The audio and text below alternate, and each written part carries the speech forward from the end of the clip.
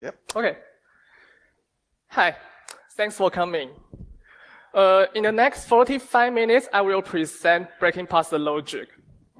Also, path traversal is a common problem in web security, but it's still hard to apply a good security mechanism.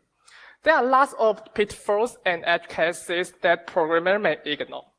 But the only thing they care about is still // In this talk, we try to pay more attention on analyzing parser logics and path normalizations. During this process, we noticed an interesting feature that could be perfectly applied on multi-layered architectures. We will detail this attack surface and give several case studies. Okay, let's go. Hi, I'm Orange, from Taiwan. Taiwan is a small country in Asia. I'm now a security researcher in DevCore. We provide the most professional rating service and penetration testing in Asia. My job is researching and finding new zero-day and attack surface. And also the member of HackCon. We hold the largest hacker conference in Taiwan. This is our agenda today. We will first highlight the blind side on path normalization and talk about why I focus on this. By knowing the blind side, we try to review existing web frameworks and find bugs from them.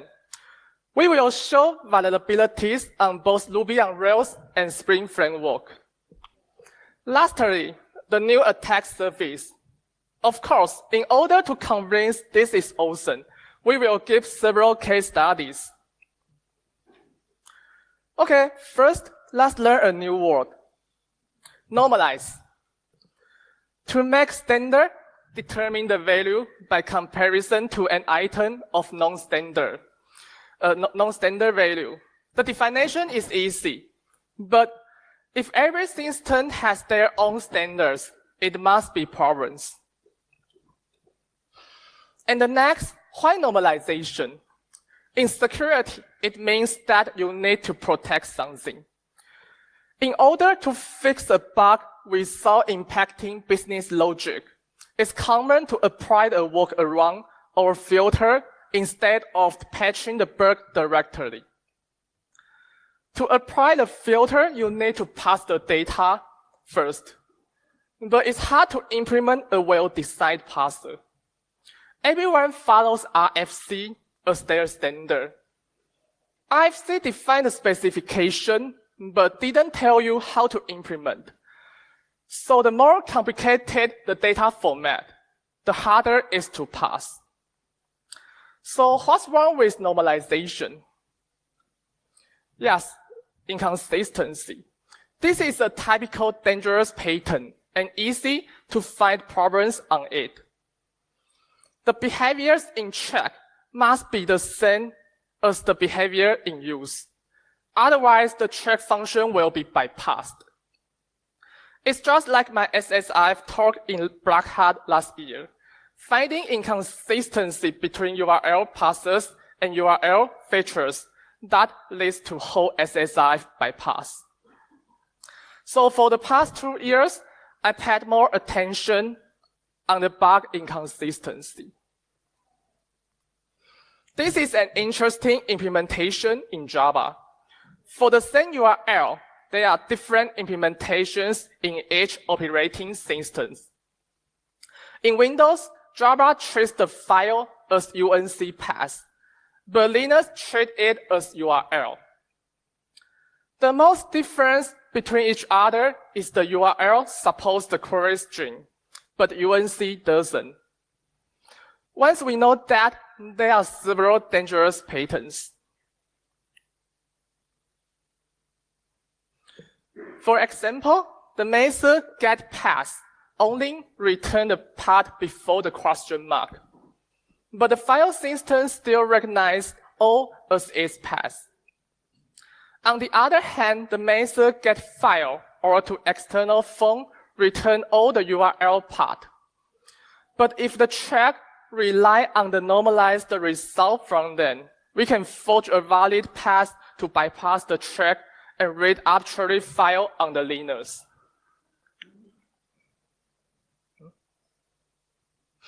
So back to our topic, why I target path normalization? Because most websites handle files. Also, path traversal is an old problem in many web applications.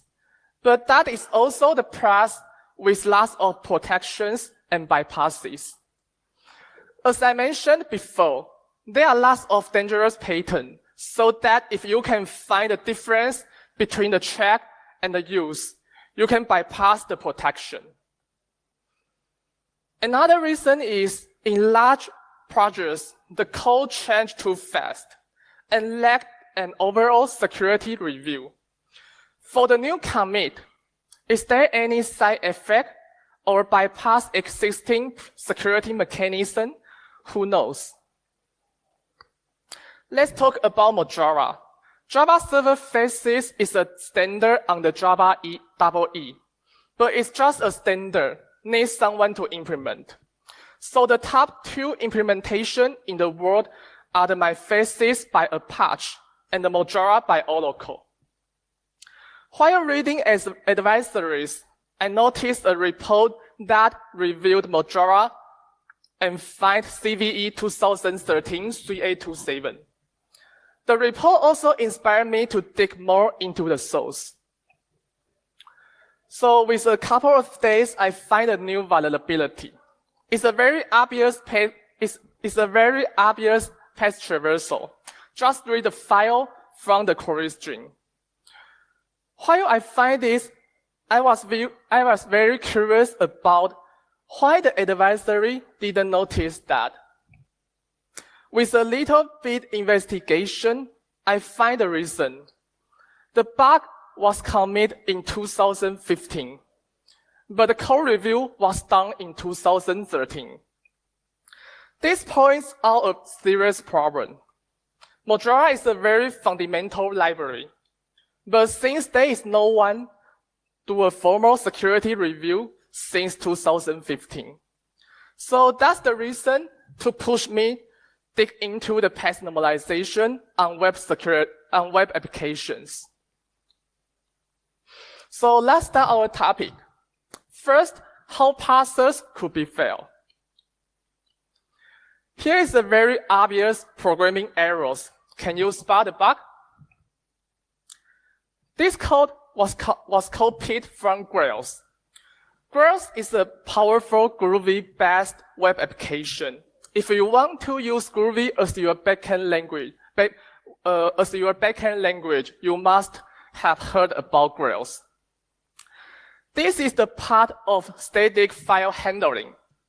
The argument relative path is attacker controllable. In order to be compatible with Windows environments, the code replaces current file separator with /. So, have you found the bug?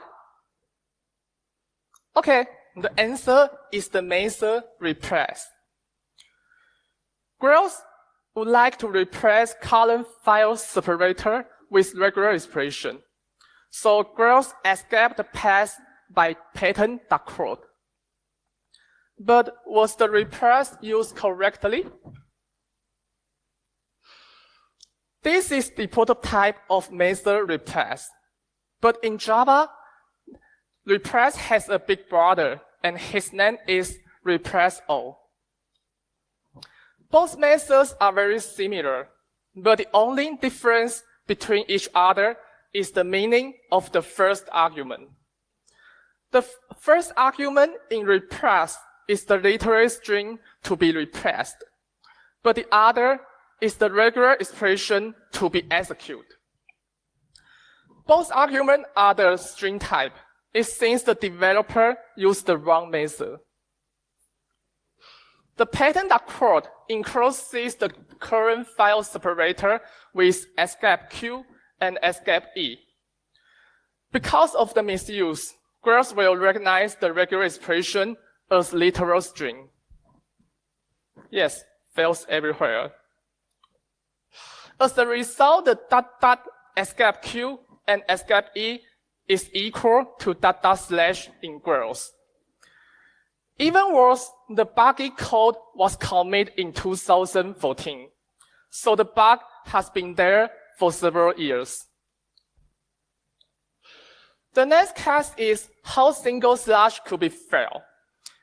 Maybe you have set up several passes in the past, but does your pass end with a slash? This is a good question. Is it important?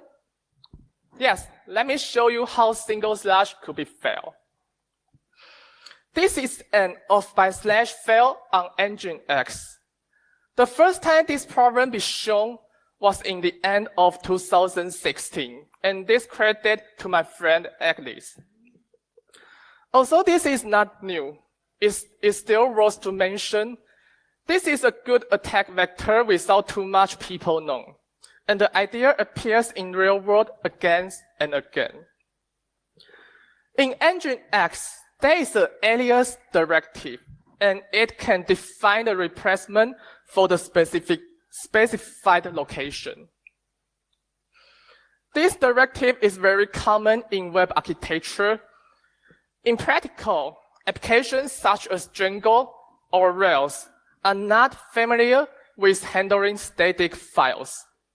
So it's a prevalent pattern to put engine X in front of them.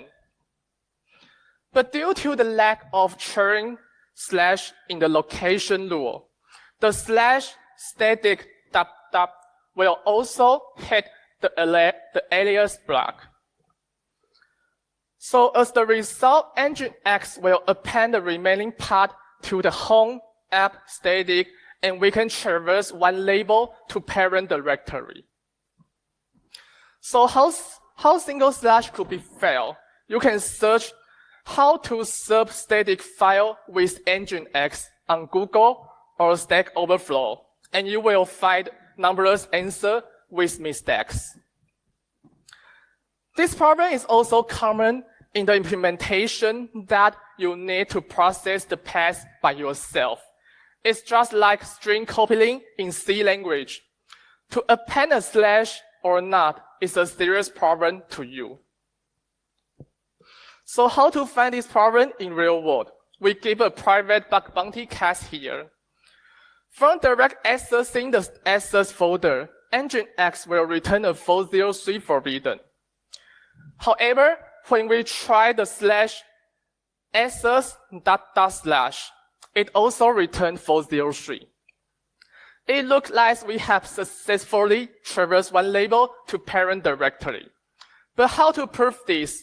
We append access slash app.js again and check the content. Yes, the same. So now we can download all the source and configuration on the web root. In this case, we got several sensitive data, such as the secret key in Django and the database file. So for the past several months, I start to review the path normalization and parser part on web applications. Of course, we find several problems in diverse implementation. And here is the list. So the next section is in-depth review of existing implementations. Due to the time consideration and our new finding is more important, we will only show you two cases. The first one, direct traversal on Spring Framework. We all agree that Spring is a famous framework in Java web applications. So we start from the patch of CVE 2014-3625. It's also a patch traversal. In order to prevent similar bugs again, Spring applied several security mechanisms. From the method name, we know Spring first check whether the path is valid or not, and use its resource under location as the last guardians to ensure the path on the appropriate locations. This is the simplified version of method is invalid path. It's just a simple blacklist. And the most important is if there is any dot in the path, Spring will normalize the path, check, and return a boolean. As I mentioned before, this is a dangerous pattern. Spring just rely on this boolean to protect all the system. So if you find a problem in the clean path or inconsistency between the check and the use, you can bypass all the protection. So how clean paths work? In order to be compatible with Windows environment, it simply replaces backslash to forward slash.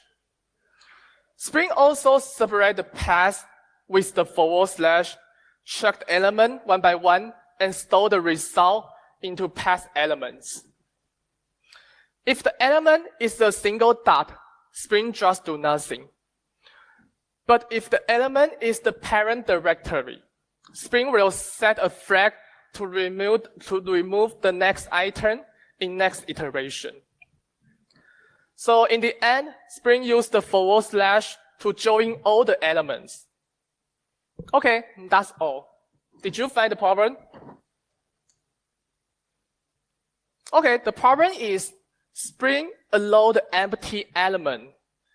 That means you can forge an empty element in path array. During the normalization, it will be normalized with the parent directory and cause the inconsistency with the file system. It seems to be a small problem, but the impact is huge. This table shows the difference between the clean path and the file system. Due to the empty element, when there is more than one slash in the path, things start going wrong. This method is invalid path return true because there is no dot in the result. So Spring believed without any dot and read the file with user supplied path. So how to exploit it? We clone the Spring official sample from GitHub. As you can see the payload, there are 6 slash normalized the next 6 dot slash. This exploit also works on the container such as Tomcat. As a secure container, Tomcat by default enabled several security features. But this exploit perfectly bypasses all restrictions. As the result, we can read arbitrary file on Windows. So, how to fix? Do not use Windows. Yeah, this is the real mitigation from Spring official website. Excellent. As the bonus, let's talk about the code infectivity. Programmer follows the dry principle. Don't repeat yourself. And Spring is a popular framework under a free software license. So lots of projects refer the code from Spring. Spark is also a famous and a micro framework for web applications. In 2014, Spark want to improve their security mechanism on static file handling. But since writing a good parser is really hard, so it just copied the code from Spring. So as the result, Spark also copied a similar problem into their code base. So Spark also suffered from this vulnerability. The other case is Ruby on Rails. Spark case is the answer pipeline system in Rails, which means all static files will be managed, compiled, and served by Spark kits. And of course, we find the problem here. Although Rails only uses the answer pipeline system in development mode, the default Rails command is still vulnerable. So you can simply reproduce the bug by just 2 commands, Rails new and Rails server. Due to the time consideration, I will not go into too much details. The root cause is that there is an undocumented feature in Spark case. There are several pieces in this exploit. You can check the slides after this talk. But it's still worth to say this is possible for code execution. Because of the support of file scheme, you can override some internal options with your query string. As an asset pipeline system, Sprocket will compare the content while processing the file. If the file extension is ERB, Sprocket will interpret the file as Ruby template engine. This feature could be combined with file upload attacks. You upload a malicious file to temp folder and execute the code by Sprocket. Okay, the boring code review part is over. You can stretch yourself a little bit. Okay, here's the cat, and let's go to the most interesting part. While I was reading the source, I noticed a feature that could be perfectly exploited on multi-layered architectures. In the following patch, I will introduce the idea and several cases, including an access control bypass in Uber and 2 remote core executions. By the way, I would like to thank Emerson and Binder for the open-minded vulnerability disclosure and their quick response time. It's a very good experience working with them. We start with the HTTP feature, URL path parameter. It can define information for the specified path segment. Some researchers have already pointed out this feature may lead to security issues, but their concerns still depend on programming fails. When I saw this, I was thinking about how to make this feature more severely. Yes, I find reverse proxy. Reverse proxy is a common web architecture. There are several benefits: resource sharing, load balance, cache, and security. For example, you can share different services on the same port and send IP address, or use load balance to distribute the request to different backend services. As the security, reverse proxy can isolate the server from outside and configure the access control in proxy layer. This is a classic reverse proxy architecture. As I said before, it's a prevalent pattern to serve static file directly and pass the business logic to backend service. I have talked about the off// problem, but now we focus on the interaction between the proxy and backend servers. Nginx will serve it directly if the incoming request match the static pattern, such as files and scripts. But if it is the request for the business logic, Nginx will pass to backend servers. Okay, so back to our topic. What will happen when the feature makes the reverse proxy? URL path parameter is defined in HTTP specification, but not all web servers care about it. However, Java mostly supports this feature. Reverse proxy is not a single request, single server handling architecture. The same request will be interpreted by different web servers. So the inconsistency between the proxy and backend servers will lead to security problems. So how dangerous this could be? In the reverse proxy, it can bypass access control list, no matter it's blacklist or whitelist.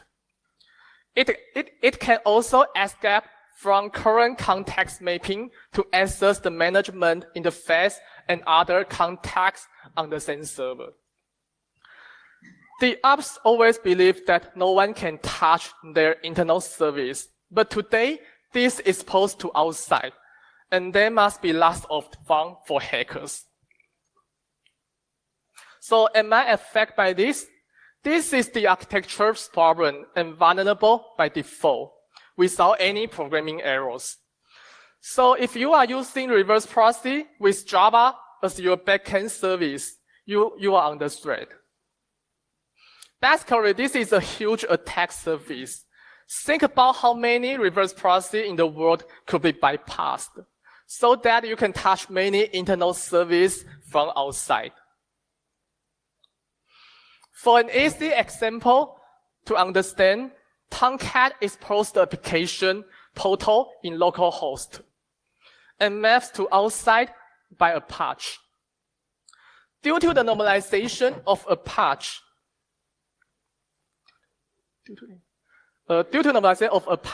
we cannot direct access the backend management interface. However, we can use our traversal trick ..semicolon to traverse one label to touch the root of Tomcat.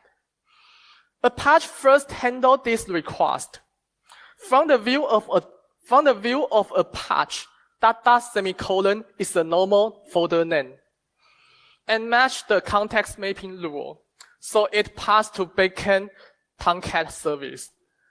But in Tomcat, ..semicolon is the parent directory and will normalize with the portal.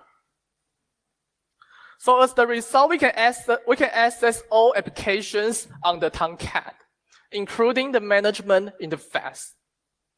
Everything looks good from their side, but when they put all together, everything starts going wrong. Okay, by knowing this theory, let's see real-world cases. The first case is Uber. Uber disallows direct access to the domain uberinternal.com. From the name, we know this is the domain for internal purpose. Once we access, it redirects us to the one login single sign-on service, and this redirection was done by Nginx. So we find the domain jira.uberinternal.com, and we also know that Jira is a Java-based application. It seems to be a reverse process. With a little bit searching, we find this website exposes a status API. And this appears to be the whitelist for the monitor purpose. We apply our traversal trick. It looks good in Nginx and match the whitelist prefix. So pass to Jira. So as the result, we can access the Jira dashboard and see the internal projects. And this is another portal we accessed, an internal code review portal.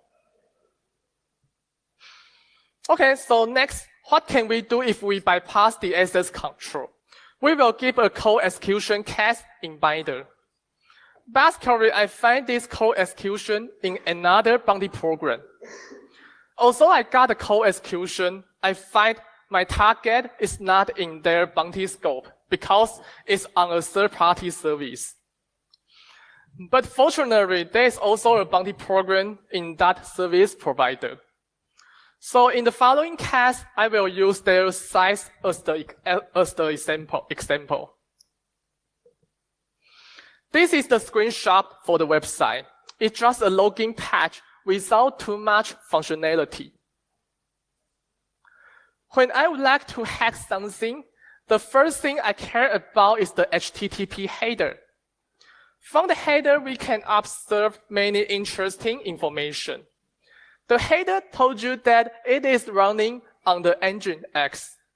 However, the response also set a special cookie, say session ID. It seems to be the default session name in Tomcat. But why Nginx need this cookie? From our experience, we believe this is also the reverse process architecture. By the way, this is also a good methodology to know whether the target is running on the reverse process or not. We applied our traversal trick and got a cool patch. This is a 404 patch, but the special is the patch was returned by Tomcat. This represents that we have already passed the first process and accessed the backend service. Another thing is, from the error message, we got an important hint. The hint is that our request path will be the path info in the backend index.cfn. From the hint, we can construct the server configuration in our mind. Nginx just rewrite the request to backend index.cfn. But for the // it will raise an 400 error because the path jump out of the web loop. However, our trick passed through the proxy and normalize the index.cfn. So we can touch the loop in Tomcat. So as you see, the file extension is CFN, the Code Fusion Markup Language. From the extension, we can guess what backend engine it is. In this case, it is running on the Relo, an open-sourced CFN engine. From the Relo menu, we also know that the management interface is under Relo contact/admin/web.cfn. This is the screenshot for the management interface. But did you find something wrong? Yes, the interface just asks you to set a new password. But the first time, it was not like this. It's a normal login page. However, when I refresh several times, the page changed to this. I don't know why. With a little bit investigation, I find the root cause. When there is a large number of requests, the website will use cloud to scale up automatically. But while scaling up, it seems to forget to put the password file. So this is the root cause. So we set a password to 123456 and get into the management interface. Once we enter the interface, the next question is how to pop out a shell. In Relo, there are several ways to pop out a shell. But due to the request being dispatched to different servers, we need to minify our steps. Here, we choose log injection. Relo supports many features. One is the customized template file. So we modify the 404 patch to exception.log. And then we need to inject our malicious code into exception.log.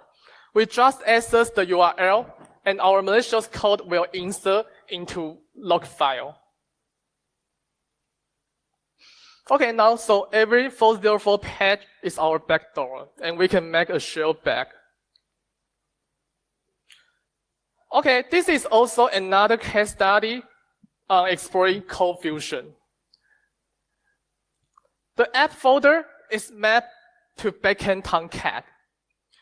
When you direct access the C file administrator on the web loop, it will show a 404 patch. But with our trick, the management interface shows again. Okay, we see the interface, but we didn't have a valid credential. We see the interface, the next thing is to guess the password. But I tried, but I failed. But from the copyright in the button, we know this system was built on 2014. It's vulnerable with CVE 2017-3066. It's a deserialization bug on Flash action message format. So we can train our trick to touch the deserialization and trigger the remote code execution. The last is our Amazon case. While searching for targets, we find a spatial domain.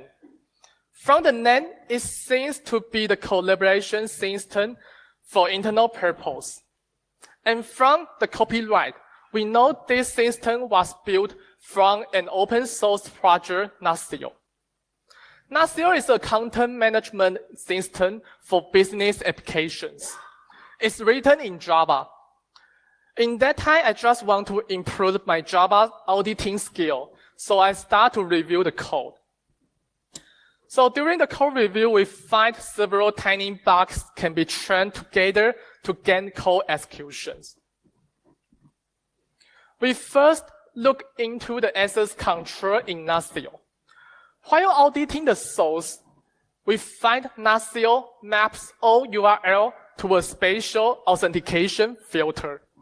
And the first bug is lying on that.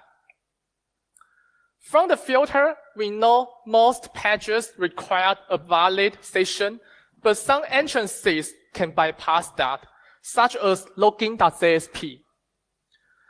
But how the filter retrieves the current page to compare with?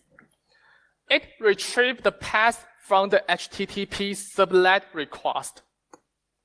So what's the problem? In order to handle URL path parameter, Nastio truncates the path by semicolon. As I mentioned before, the behavior in URL path parameter are various. Every web server has its own implementation. The Nastio's way may be safe in containers such as Wi-Fi or WebLogic, but now it's run on the Tomcat.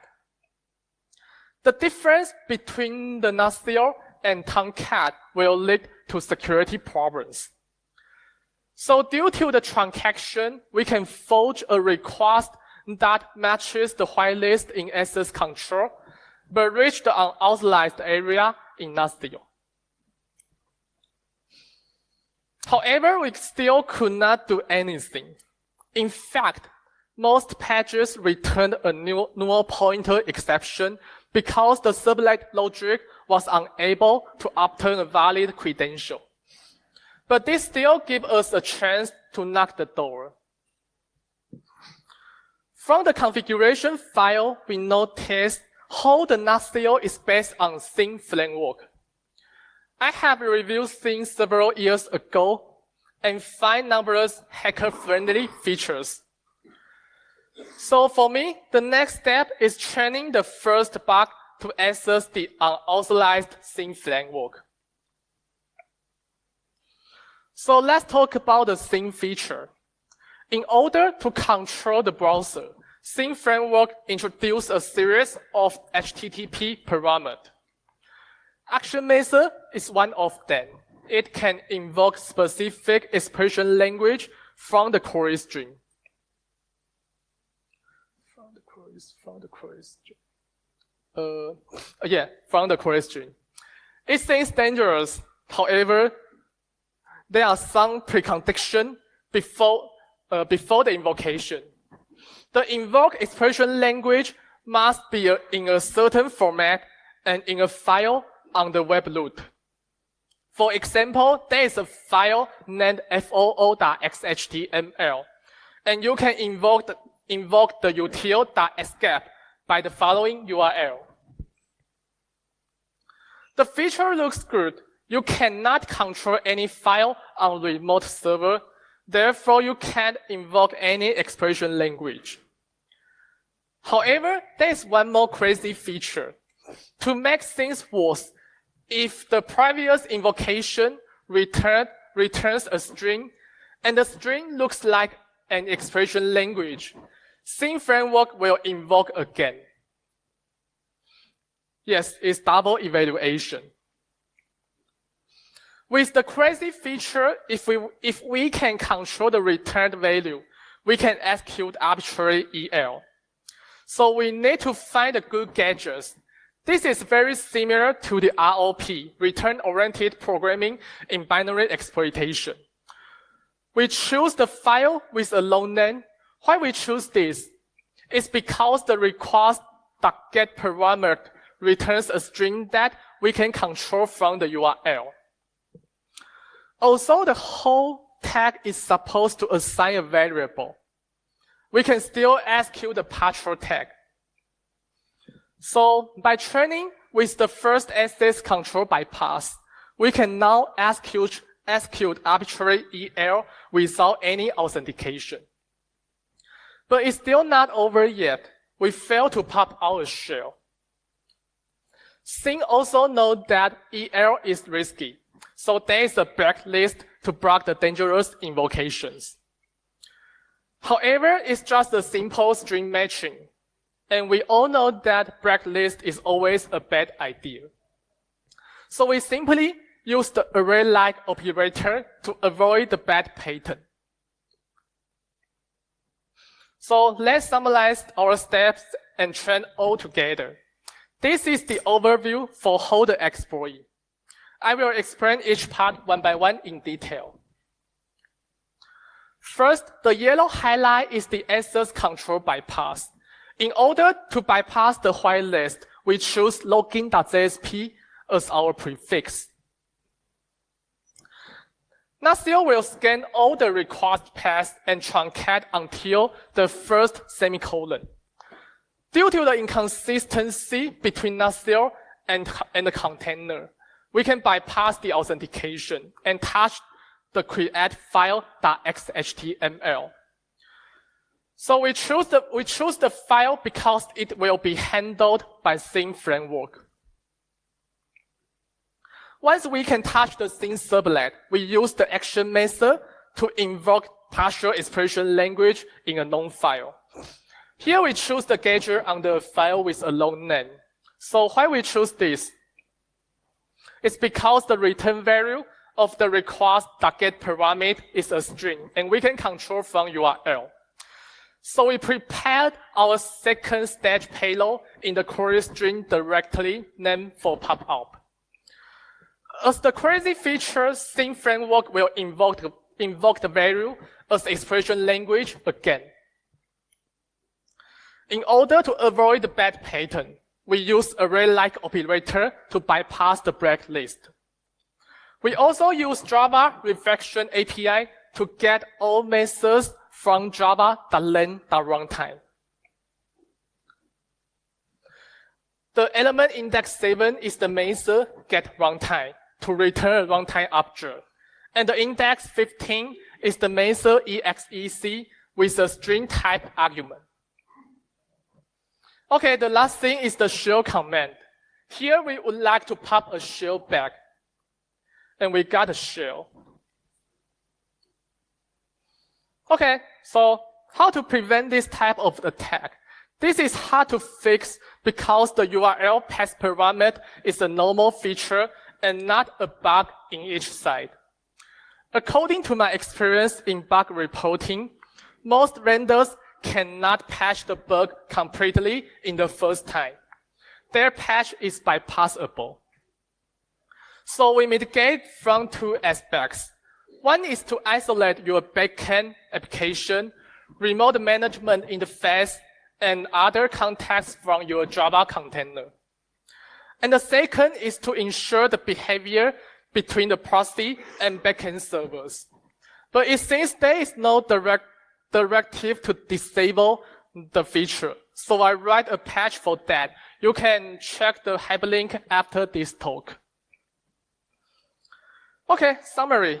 In this talk, we first show the blind side about the path parser and path normalization, including the inconsistency, misuse method, and off// problem. Then, we introduce a new attack service on the reverse proxy architecture that can bypass access control and escape from the context mapping. The last, we show several case studies on not only open source application, but also bug bounty programs. Okay, reference. Okay, the last page. Here's my contact information. Please let me know if you have any further questions. Also, I have posted the slides and hold the case study on my blog. You can follow my Twitter to see that. This is the end of my presentation. Thank you for being here. Thanks.